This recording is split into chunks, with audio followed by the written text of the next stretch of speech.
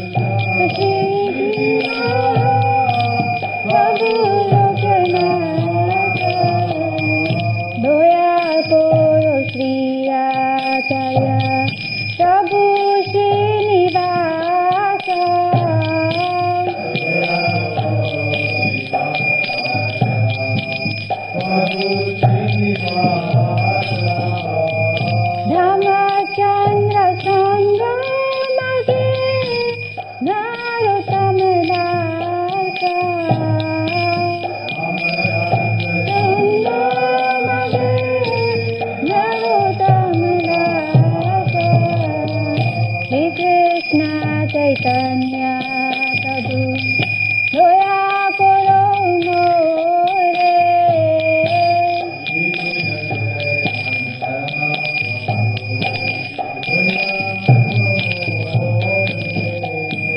Tuma bina ke doyalu Jagat samsare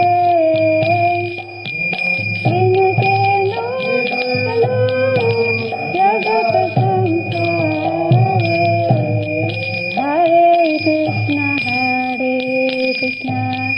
Krishna Krishna Hare Hare Hare Rama Hare Rama Rama Rama Hare Hare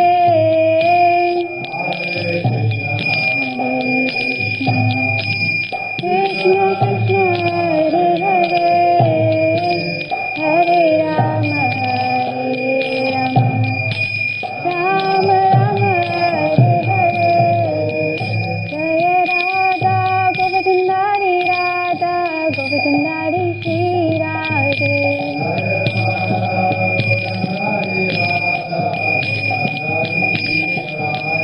Jaya Krishna Balaram Jaya Giri Govardhan Jaya Krishna Balaram Jaya Giri Govardhan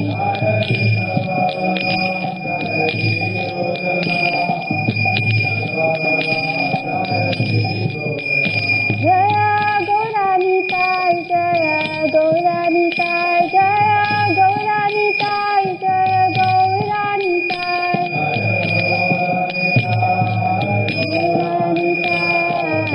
Gauranitai Jaya Gauranitai Jai Jai Prabhupada Prabhupada Prabhupada Jaya Jai Prabhupada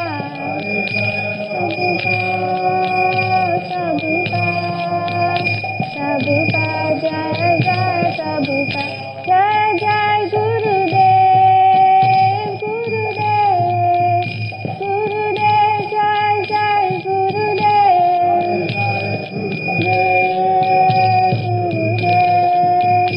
Gurudev Jai Jai Gurudev Om Vishnu Paramahamsa Paripachakacharya Shila Astuta His Divine Grace A.C. Bhaktivedanta Swami Shri Prabhupada Ki Jai Ananta Koti Vaishnava Vrind Ki Jai Namacharya Shila Haridas Thakur Ki Jai प्रेम से कहो श्री कृष्ण चैतन्य प्रभु नित्यानंद श्री अद्वैत गदाधर शिवासदि गौर भक्तवृंद की जय। गंगा देवी की जय, यमुना देवी की जय, भक्ति देवी तुलसी देवी महारानी की जय। All glories to the symbol devotees, Hare Krishna. All glories to the symbol devotees, Hare Krishna. All glories to the symbol devotees, Hare Krishna. All glories to the lotus feet of Sri Guru and Sri Gauranga. All glories to Shri Prabhupada ki jai. Pancha kalpatarubhyascha kripa sindhubhyeva cha patitanam pavanebhyo vaishnavebhyo namo namaha. Namo Vishnu Padaya Krishna Krishna Bhuta Vishnu Devya Krishna. I'm okay, thank you.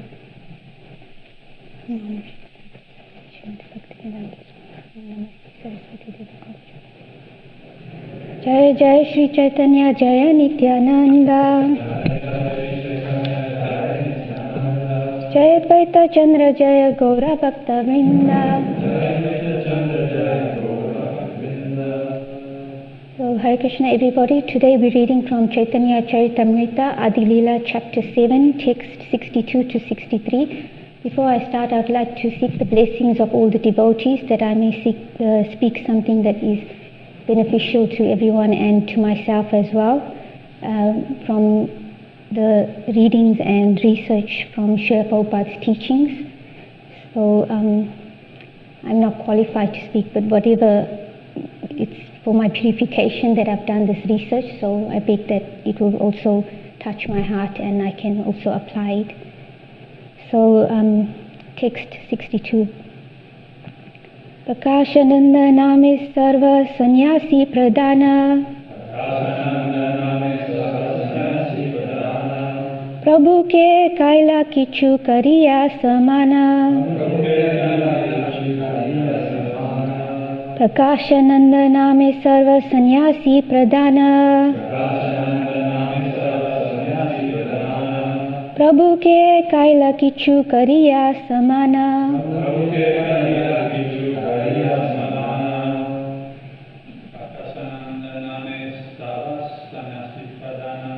Prakashananda name sarva sannyasi pradana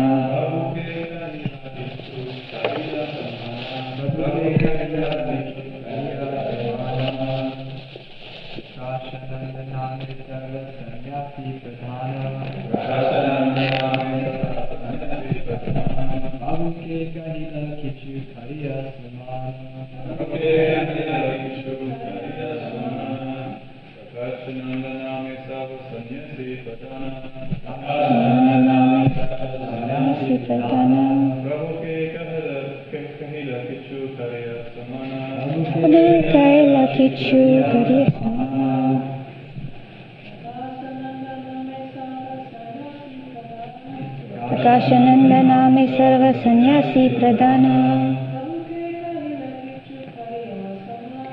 Prabhu ke kaila kichu kariya samana. Okay, we'll say the word for word. Prakashananda. Prakashananda. Name of the name. Sarva, all. Sannyasi pradana, chief of the Mayavadi sannyasis. Prabhu ke, unto the Lord. Kahila, said. Kichu, something. Kariya, showing him. Samana, respect. So translation, the leader of all the Mayavadi sannyasis present was named Prakashananda Saraswati, and after standing up he addressed Lord Chaitanya Mahaprabhu as follows with great respect. Please repeat. The leader of all the Mayavadi sannyasis present was named Prakashananda Saraswati, and after standing up he addressed Lord Chaitanya Mahaprabhu as follows, with great respect.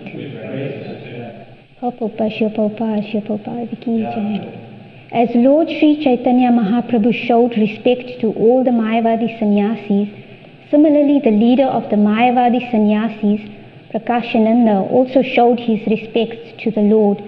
because that's a short purport, we'll be reading text 63 as well. The translation is, please come here, Your Holiness. Why do you sit in that unclean place? What has caused your lamentation? So purport, here is the distinction between Lord Chaitanya Mahaprabhu and Prakashananda Saraswati.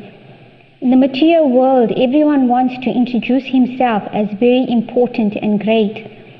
But Chaitanya Mahaprabhu introduced himself very humbly and meekly. The Mayavadis were sitting in an exalted position, and Chaitanya Mahaprabhu sat in a place which was not even clean. Therefore, the Mayavadi sannyasis thought that he must have been aggrieved for some reason, and Prakashananda Saraswati inquired about the cause of his lamentation. So there's two things that really stood out from Prabhupada's purport is that I'm going to speak on. It's respect and humility. So it talked about in the purport that Chaitanya Mahaprabhu introduced himself very humbly and meekly, and that Prakashananda Saraswati, he stood up.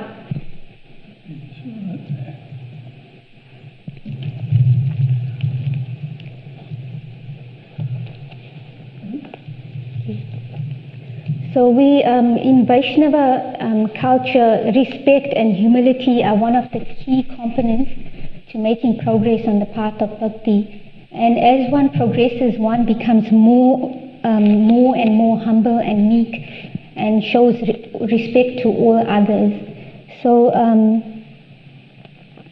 this is the vision of someone who is meek and humble. In Bhagavad Gita, Prabhupada states in Chapter 5, Text 18, Vidya Vinaya Sampane Brahmane Kavihastine Shuni Chaiva Svapake Cha Pandita Samadarshinaha. So this is the vision of one who is humble.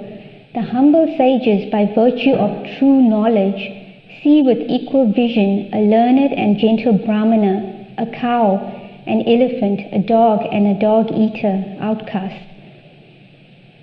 So in the purport, Prabhupada says in that purport, a Krishna-conscious person does not make any distinction between species or castes, though there is a difference from a social point of view, because we see this soul is in a dog's body or an elephant's body, but that's differences of the body. But the soul and the super soul within the body are of the same spiritual quality.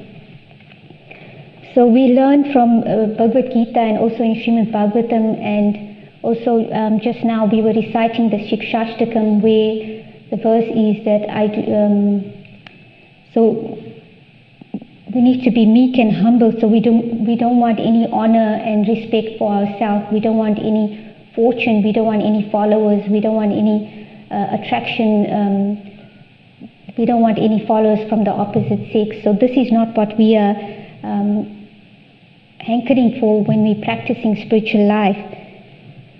So one of the things that also I'm going to talk about is the Vaishnava etiquette, because that is so much part of our culture. And I remember Ambika Mataji was saying that if we want to learn about Vaishnava etiquette, we should read Caitanya Caritamrita, because it has everything how the devotees relate with each other and the loving exchanges.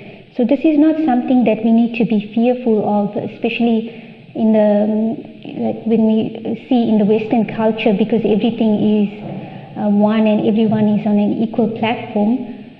At the same time, it's not something that we should be fearful of, that if I'm humble or if I show respect to someone, that person is going to put me down or I am considered to be lower. Actually, that is the ornament of a devotee, the humility.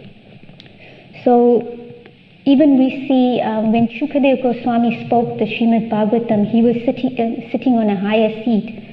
So when we are seeking spiritual knowledge, we are honoring someone and we are taking the humble position. So even physically, the seat, one takes a lower seat, and that is part of Vaishnava etiquette.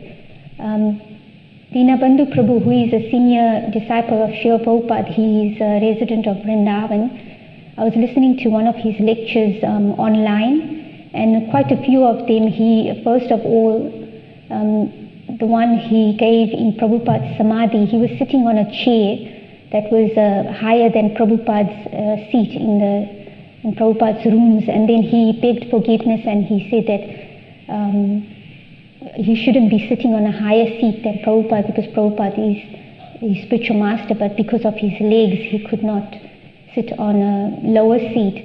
So in those circumstances that is understandable. I remember also Urmila Mataji once, she was giving class and she asked that those who are young or who don't have any ailments should come give the seat to someone who's older so they can sit on the seat, on the chair. So there's a scientific reason also why we are sitting in a lower position, because when someone is qualified, it says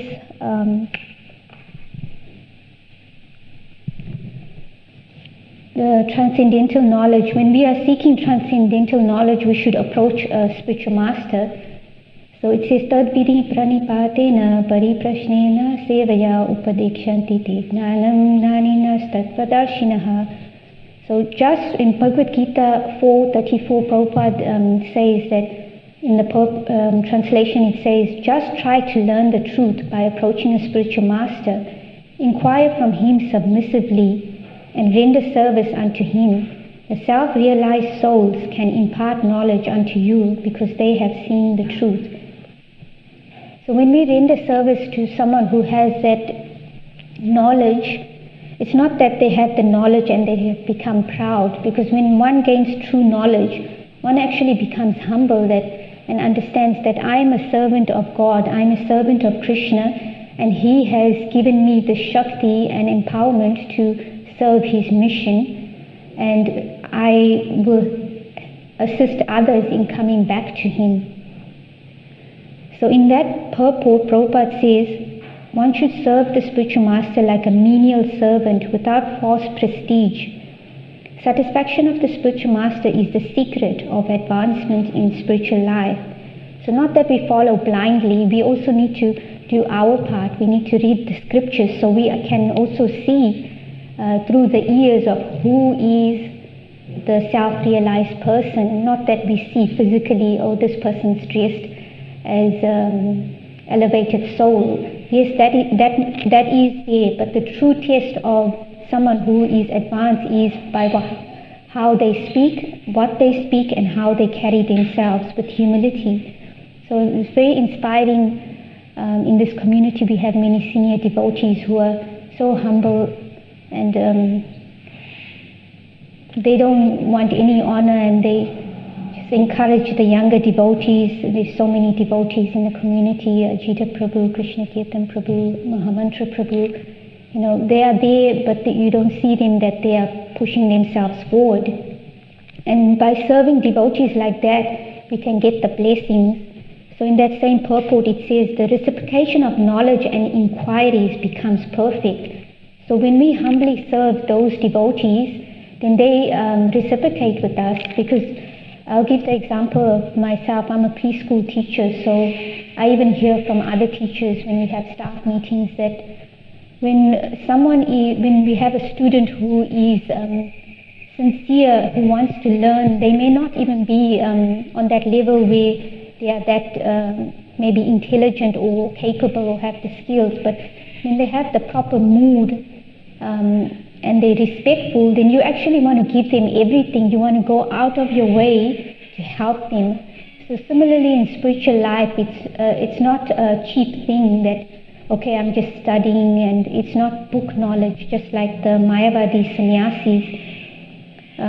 They put precedence and importance on studying the Vedic scriptures rather than following the instructions of the spiritual master. So there's a reason why Chaitanya Mahaprabhu, who is the Supreme Personality of Godhead, sat in a lower position, because in this book also, Teachings of Lord Chaitanya, it says that in the conversations with Prakashananda, it says, since Lord Chaitanya was a Vaishnava, he was naturally humble and meek, and he wanted to give the better sitting place to Prakashananda, who belonged to the Saraswati Sampradaya.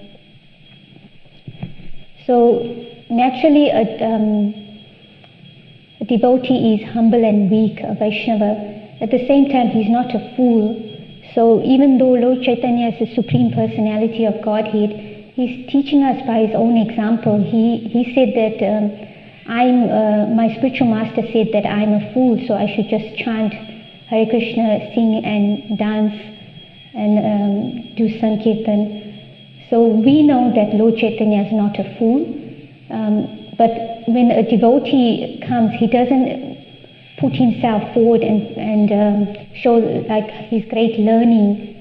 So Lord Chaitanya, through his humility and meekness, he won over the hearts. Later we'll find out how he won the hearts of the Mayavadi sannyasis.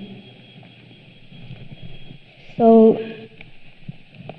I'll move on to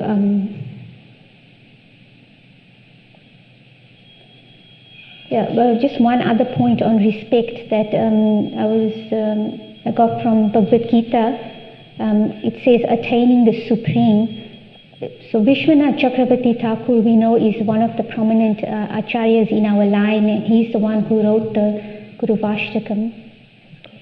And he was saying that in that purport, Prabhupada says that the devotee, the Kanishta Adhikari, or the devotee who's on the lowest level, sees the deities and honors the deities but does not honor the devotees. So Vishwanath Chakravarti Thakur, he warns, actually Prabhupada writes that word, warn, it's a warning. So these words, they are very powerful, and we need to take them very literally, that it's a warning, that we need to correct this mentality, and that we're not just recognizing the deity in the temple.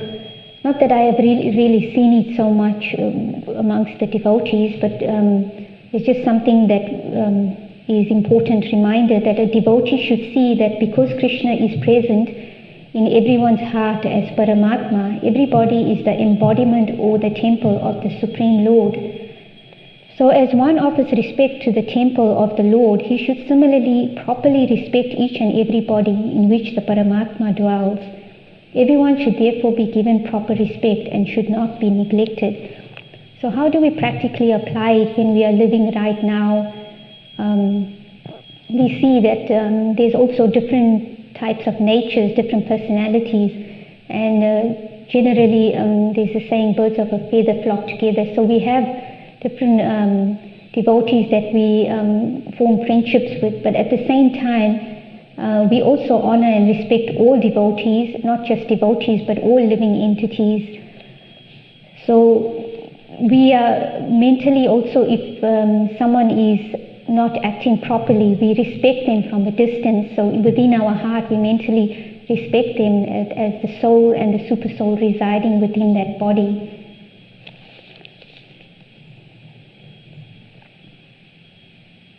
And one other point that comes up is in Srimad Bhagavatam there is this term used, Maryada Vyatikrama. So this is when one shouldn't present himself as very knowledgeable in front of senior devotees. So even though someone is very qualified and knows better than someone who is a senior devotee, so senior is referring, there's different grades of devotees. So of course we understand that everyone is equal on a spiritual level, but also in Vaishnava culture and etiquette, by approaching senior devotees and acharyas, by praying to them, we get the blessings. So senior may refer to someone who's older than us, someone who's initiated before us, who's been practicing longer than us.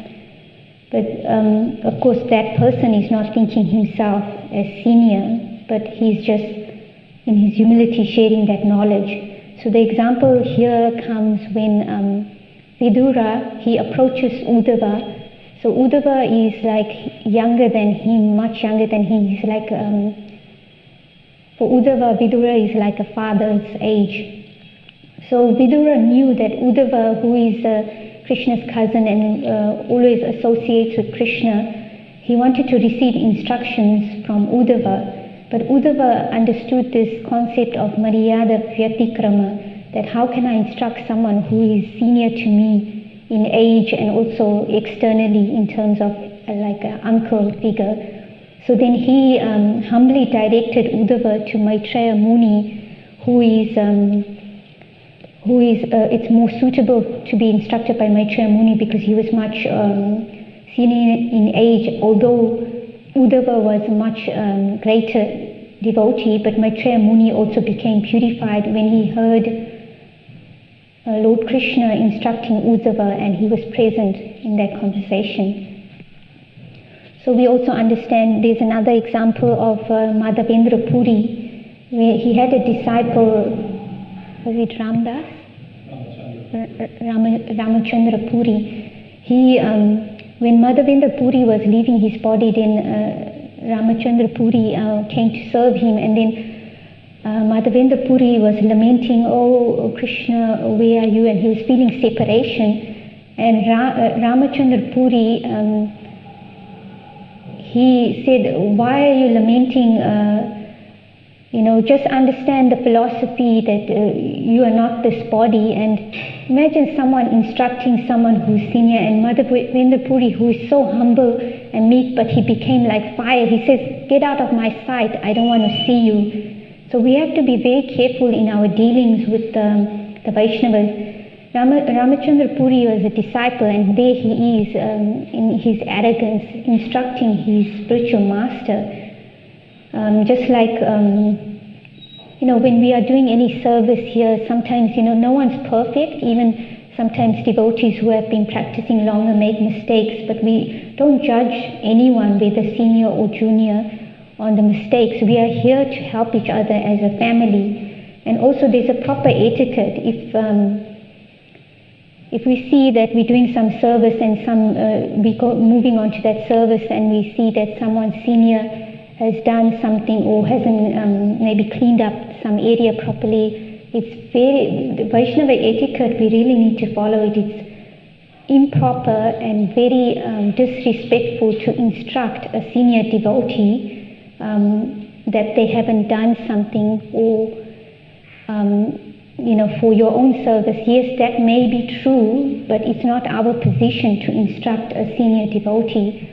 There are proper channels and means to address this. We approach our authority or someone senior like the manager or whoever's heading up that department, and we go mention to them, and they have a relationship with those devotees because they're facilitating that service. For example, in the DT department, we don't, there's that etiquette that we don't approach someone directly. We go through the person who is managing that area, and then we say, "Oh, this and this, I observed this. Can you please address this?" And then they will quietly go like that and address that situation. So the example that comes to mind is when Caitanya Mahaprabhu, he defeated Keshava Kashmiri, and his disciples who were listening in on that conversation, they started laughing, and immediately Lord Chaitanya stopped them, and then in a quiet place he corrected Keshava Kashmiri. And so this is Vaishnava etiquette. We don't go and publicize a devotee's mistakes or shortcomings in public, or sometimes we're having some conversation and some devotees can overhear. Every one of us has to be very careful in these Vaishnava dealings that we don't mention anyone's name unnecessarily. We only go and speak to the person if we have a relationship or we on a same equal level. Then we can go humbly and approach that person. "Look, I have observed this," or we have a relationship with that person. Or the best would be, if it's a senior devotee, to approach the authority and it can be addressed properly, because this will be very detrimental to our spiritual life. If we approach someone, we never should think that we are in a higher position 10, 20, 30, 40 years, 50 years. We shouldn't think that we can just instruct anyone just willy-nilly. There's a proper channel and proper way of instructing people, and we need to also, that brings it to the point of humility. It says that the Lord Chaitanya was very meek and humble. So he is the Supreme Personality of Godhead, and who are we compared to him? But he is presenting himself as very meek and humble. Because that is showing us an example. Even Srila Prabhupada and all the previous acharyas, there's, who is it? Yeah, Narottam Das Thakur also. Narottam Das Thakur who was cleaning the stool, yes, Lokanath. Yeah. So Narottam Das Thakur, he is one of our greatest acharyas. And he's the one when we were singing the song Shri Krishna Chaitanya Prabhu Doya Karo More. So in this song, he's asking the blessings of all the personalities, the Panchatattva, and also all the 6 Goswamis. So we always approach by seeking the blessings of the previous acharyas and the senior devotees, not that we think we are acting independently. Whatever service we are doing it on behalf of our spiritual master. And we should always think, how will my spiritual master feel that I've acted this way, that I am instructing someone who is senior or acting in a way. We should always question, how will my spiritual master think, and how will he feel about my behavior? What will Srila Prabhupada say and think by my behavior and what I do? So the point on the next one that really stood out in the Chaitanya, in this text, was humility. So I'll just give a few examples. Yeah. One of them also, I noticed the devotees in Mayapur, I noticed also Krishna Rupa Mataji, when the devotees come into the temple room, senior devotees, then we actually stand up to honor them. Sometimes it may not be possible, but then we also mentally, or even just fold our arms and our hands, and we show respect. Because when a senior devotee comes, then we need to stand up to give proper reception. So just like we have here Mukunda Maharaj, and he comes to the temple, and he's very humble. He doesn't want any recognition or any honor. But when he comes for Mangal Aarti and when he's leaving, we understand the Vaisnavi etiquette is that when a senior devotee enters or we see the senior devotee, we pay our obeisances when they leave.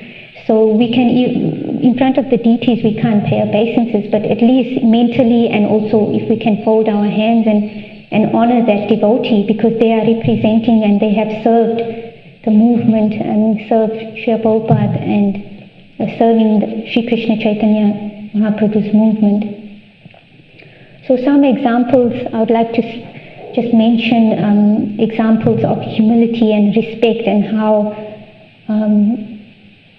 we need to be very careful is when Lord Indra, he was given a garland by his spiritual master, Brihaspati, and he just didn't think much of it, and he took the garland and put it on his elephant, Airavata. And the elephant doesn't understand what is this. He just took it with his trunk and just trampled it on the ground. And Brihaspati, his spiritual master, didn't say anything. He just walked away. So, in this case, we see that Chaitanya Mahaprabhu is sitting in an unclean place where they kept their shoes. So a devotee, generally also we see devotees, it's not, devotees don't want to correct someone, but on our part as juniors, we need to try to also observe the behavior of the senior devotees and learn, and also sometimes they may be displeased, so then we need to notice these things, that what am I doing that I need to rectify. That's why it's so important to read Srila Prabhupada's books, Nectar of Devotion, and all these books, so we can learn how to properly engage in devotional service and how to properly engage with each other. So because of this great dishonor that he did, he actually, when there was a battle between the demons led by Bali Maharaj and Lord Indra and the demigods, then actually Lord Indra was defeated, even though they are the representatives of the Supreme Personality of Godhead, and they have been given empowerment to manage the universal affairs, they were defeated. And we would think, oh, they are given that position and that service by the Supreme Personality of Godhead, and who's giving them Shakti. But at the same time, they're defeated. Why? Because of disrespecting the spiritual master.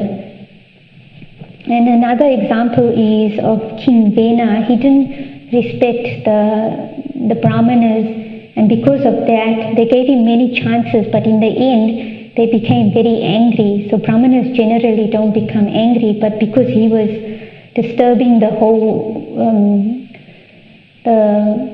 the people and doing very heinous acts, chopping off people's heads and killing them, then they cursed him to die. So we should be very cautious in our dealings with the devotees. And then we see another example of Krishna, the Supreme Personality of Godhead. When Sudama Brahmana came to visit him at his palace, Krishna, who is God himself, he actually stood up and ran to him, gave him a seat higher than him on his bedstead, and he's washing his feet. So imagine Krishna who's doing that. So we need to think, who are we that we should think we are something? So this I'm speaking to myself. So please, I'm just speaking in this way just to also create that deep impression of how seriously and how importantly, not that we should be fearful, but just understand the importance of this Vaishnava etiquette, that, this is how we get the blessings, and humility is the ornament of a devotee. So this is how we get the blessings of the devotees. Even in the Ramayana we see Dashrath Maharaj, who is the father of Lord Ram, when Vishwamitra Muni came to his palace, he stood up to honor this holy person.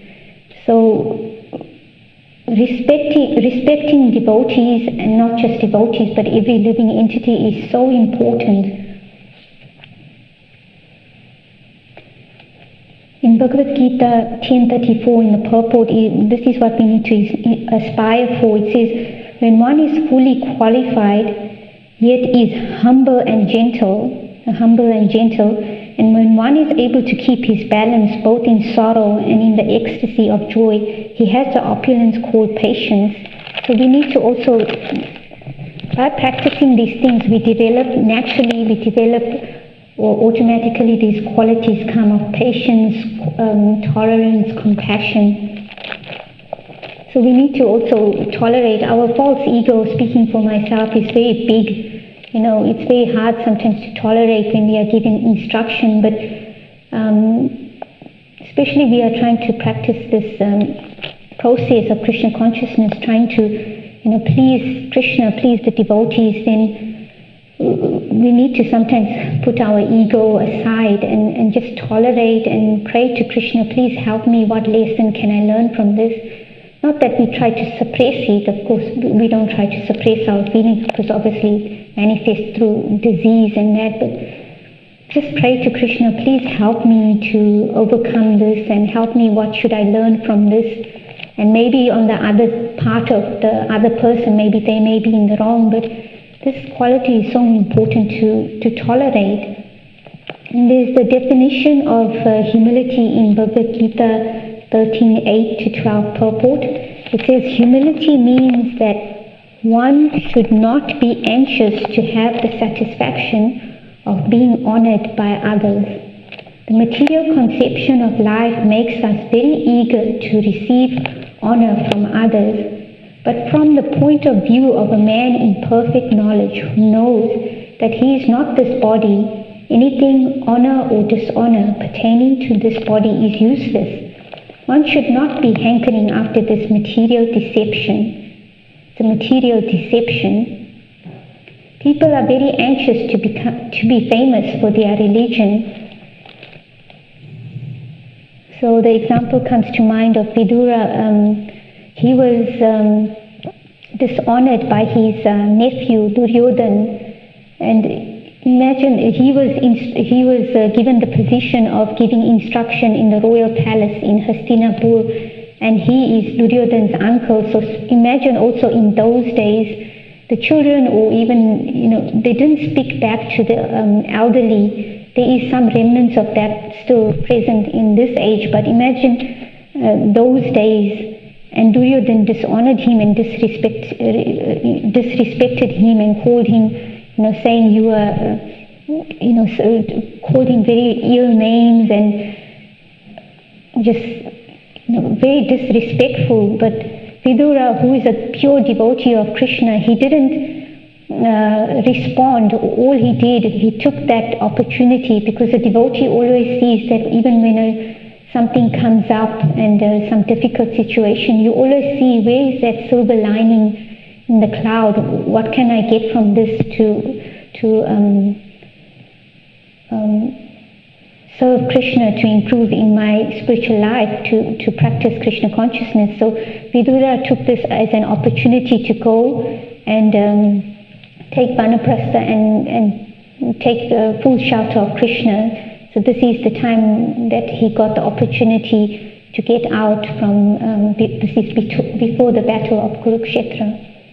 And we also see the example of Prahlad Maharaj, who was very humble and meek.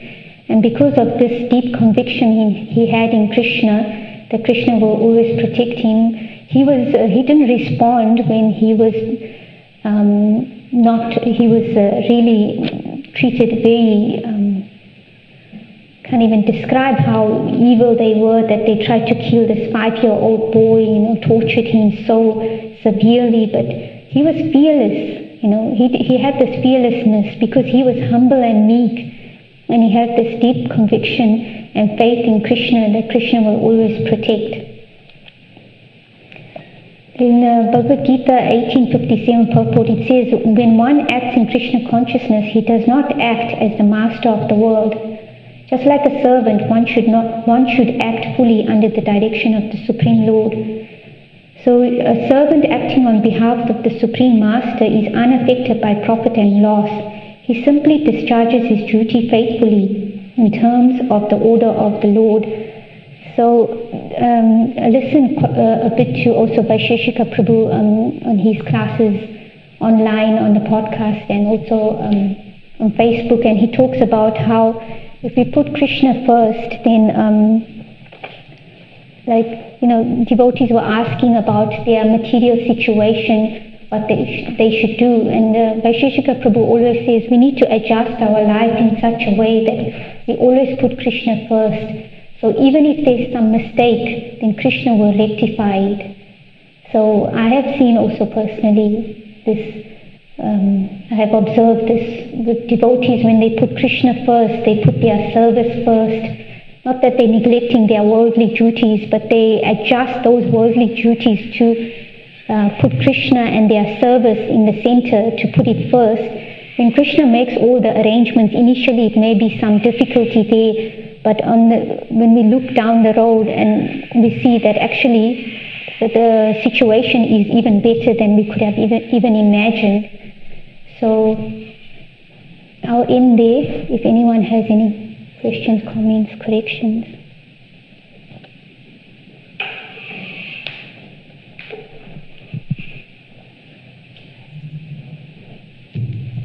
Yeah, 2 questions.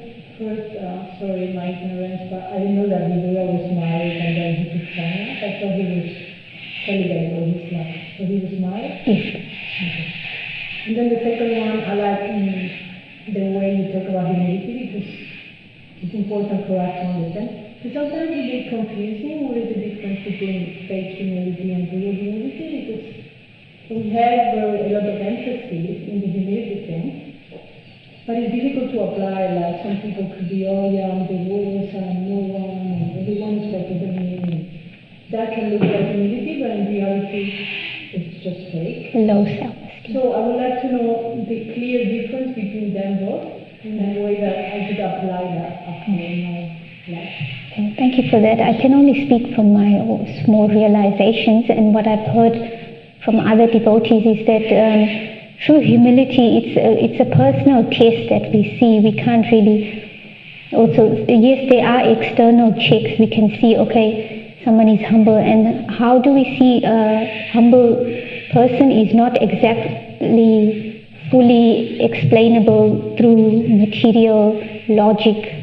That Vaisnavi often he speaks about that. From my small realization is that humility is when we are doing everything for the pleasure of Krishna and we are not disturbing other devotees while we're doing that service. And fake humility, as you mentioned, is when we have low self-esteem and we say, oh, I'm nobody, oh, how will I make progress, I'm just like this, poor me. That is low self-esteem, and that is also another flip side of the false ego of selfishness, that we're thinking about ourselves. So we as individuals, like Vaisnavi, I really like that point. He mentioned that we are each responsible for our own spiritual life, so we need to also, through reading the scriptures, understand how we are humble. So in this Vidya Vinaya Sampani verse, Vaisheshika Prabhu often quotes it, that's the vision of a humble person, that he sees everyone equally. So only we ourselves can see and check our own spiritual progress, that am I seeing everyone equally in terms of, okay, not externally, like we can see this person's in a woman's body, this person's in a man's body, dog's body, whatever it may be, but am I making some progress? When I see a caterpillar in the garland and that, am I actually going to just chuck it out, or am I going to go and put it carefully in the garden? And when I see another devotee, okay, maybe I'm not so getting on, I can't really relate with that devotee, but I'm also respectful. I'm not treating them badly, and I'm not going around talking about them to someone. So all these different things are a test of humility. Humility means that we're not thinking ourselves greater than someone else. And when we are going around, for example, we mention this to someone, oh, this person needs this, that's also one of the checks we can see. Actually, I'm saying this to going not directly to the person or to the authority, is because I'm feeling subtly there's some sense of I'm better than that person. So, maybe you can also speak more to other devotees, Krishna Kirtan Prabhu. I'm just speaking from my own realizations and observations. But I'm just wondering how realistic it is to think that everyone else is better than you. Like, for example, let's say that you dress the daisies really well, and I don't know how to dress the daisies. Why would you be thinking that I'm better than you? That's not practical. Yeah. No, I'm talking about in terms of the example. Of course, when we are dressing the deities or we're doing any service, we know that we are given that mercy from our spiritual master to do that service. But in the context I was speaking is that if there's something happening, some discrepancy or some grievance, and we go to someone and we say that person did this and this is not nice or something, this is just one slight example of a case of humility or checking our own humility, is if we are going and telling someone else when it's not relevant to them, that means we are not being humble, because we want subtly to feel that we are better than that person. Look, that person did that, but we don't say it, but like, okay, that person didn't clean the kitchen properly, for example, and that is subtly saying, look, I can do it better than them. So I'm just giving one tiny example of a case, an isolated case of humility. But my point is that there are some practicalities, like let's say you clean the kitchen really well, and then I come and leave a mess. Yeah. So we should be aware that why would you clean the mess of everyone else? You are cleaning properly, and maybe there is not the subtle desire to think I'm better cleaner than anyone else, but the subtle desire to think, why don't we all clean? Not just one person. Yes, thank you for that point. I did mention it earlier, I'm not sure because you came a bit later, was that there are proper channels of addressing these things. So if someone can't approach the person directly, they need to approach the person who's managing that department. We can't just go every time we see something wrong, we can't just go approach each other. There are proper Vaishnava etiquette and channels to go about things like that.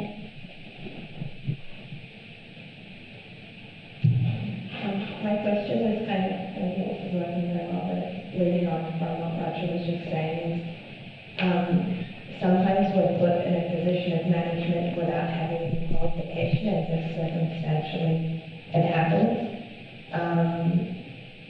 But maybe there's not the, like speaking for myself, I don't have the qualification, or I don't have the humility to properly communicate with people like what you're saying, because it's true, like if there's an issue in some department, then it's good to go to whoever is managing it, but typically this manager has some qualification in terms of ability to communicate with humility to then get these points across.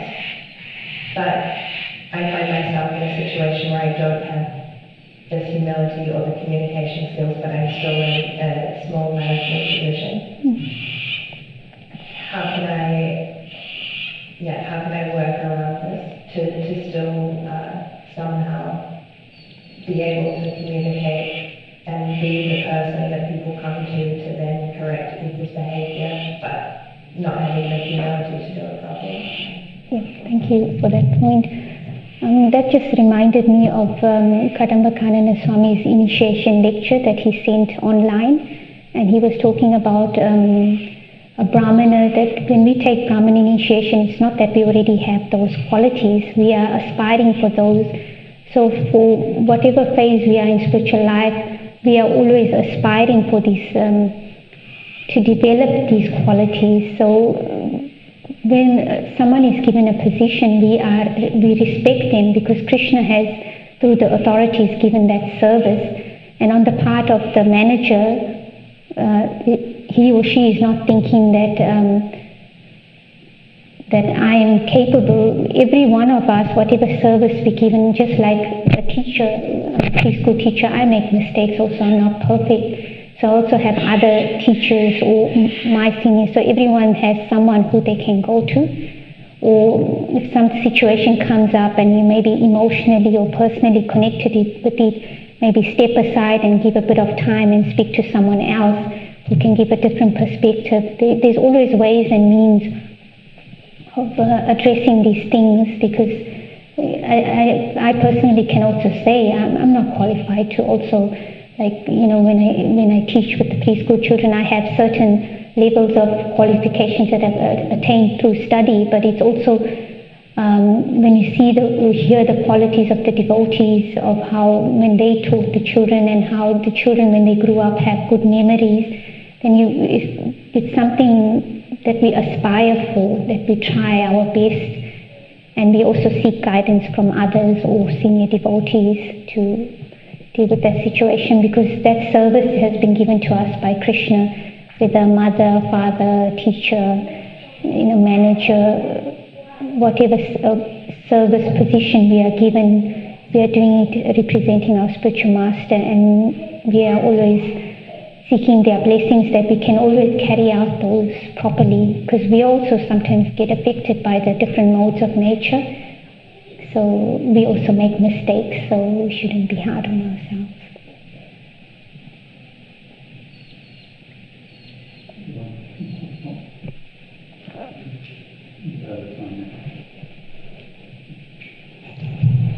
Just in the successive period, that text number 3, humility, on photographs, sunset.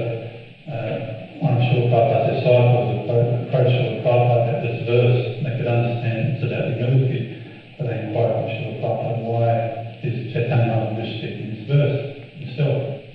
And Srila Prabhupada paused, and his answer was very profound. He said, Sri Caitanya Prabhu realised there was 1 in 10,000 people ahead. So if you want to think in terms of humility, you have to realise how significant we are. That makes it pretty easy. Thank you so much. Thank you. Shri Caitanya Caritamrita ki jai, Shri Prabhupada ki jai, Ananta Koti Vaishnava Vrinda ki jai.